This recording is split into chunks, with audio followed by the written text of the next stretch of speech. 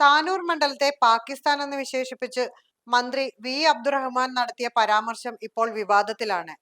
തിരൂർ മണ്ഡലത്തിലെ LDF സ്ഥാനാർത്ഥിയായ അബ്ദുറഹ്മാൻ മണ്ഡലത്തിലെ തിരഞ്ഞെടുപ്പ് പ്രചരണത്തിന്റെ ഭാഗമായി നടത്തിയ പരിപാടിക്കിടെയാണ് വിവാദ പരാമർശമുണ്ടായത്. 2 തവണ താനൂരിൽ നിന്ന് വിജയിച്ച മന്ത്രി തിരൂരിലേക്ക് മാറിയത് ഒളിച്ചോട്ടമാണെന്ന UDF വിമർശനത്തിന് മറുപടി പറയുന്നതിനിടെയായിരുന്നു വിവാദ പരാമർശമുണ്ടായത്. താനൂരിൽ നിന്ന് ഒളിച്ചോടിയതാണെന്നാണ് എതിരാളികൾ പറയുന്നത്. എന്നാൽ 2 മാച്ചുകൾ പാകിസ്ഥാനിൽ കളിച്ച് 2ലും അവരെ തോൽപ്പിച്ചു. 3ാമത്തെ മാച്ച് ഇനി ഹോം ഗ്രൗണ്ടിലാണ് എന്നതായിരുന്നു മന്ത്രിയുടെ വാക്കുകൾ. പ്രസംഗത്തിന്റെ വീഡിയോ പ്രചരിച്ചതോടെയാണ് കടുത്ത വിമർശനവുമായി UDF രംഗത്തെത്തിയത്.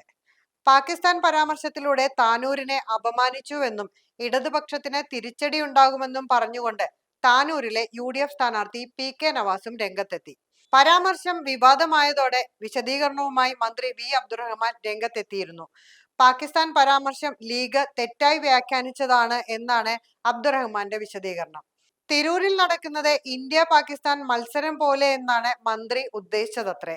UDF അനാവശ്യമായ കളവ് പ്രചരിപ്പിക്കുകയാണെന്നാണ് ഇപ്പോൾ അബ്ദുറഹ്മാന്റെ പരിഭവം. തിരഞ്ഞെടുപ്പിൽ എന്റെ ചിത്രം മാത്രം കാണുന്നതിൽ വിഷമം ഉണ്ടാകുന്നവർ ഉണ്ടെന്നറിയാം. ഇടതുപക്ഷത്തിൻ്റെത് കൂട്ടായ നേതൃത്വമാണ്. അതിന് നേതൃത്വം നൽകുന്നയാൾ എന്ന നിലയിൽ തന്റെ ചിത്രം ഉണ്ടാകാം. ലീഗിൻ്റെത് പരാജയഭീതിയാണെന്നും അബ്ദുറഹ്മാൻ വിമർശിച്ചു. ഇതിനിടെ വി അബ്ദുറഹ്മാനെതിരെ വ്യാജ വാർത്ത പ്രചരിപ്പിക്കുന്നുവെന്നാരോപിച്ച് LDF തിരഞ്ഞെടുപ്പ് കമ്മീഷന് പരാതി നൽകിയിട്ടുണ്ട്. താനൂർ ബോട്ടപകടത്തിന്റെ ഉത്തരവാദി അബ്ദുറഹ്മാൻ ആണെന്ന് UDF സ്ഥാനാർത്ഥി തെറ്റായി പ്രചരിപ്പിച്ചുവെന്നാണ് പരാതി.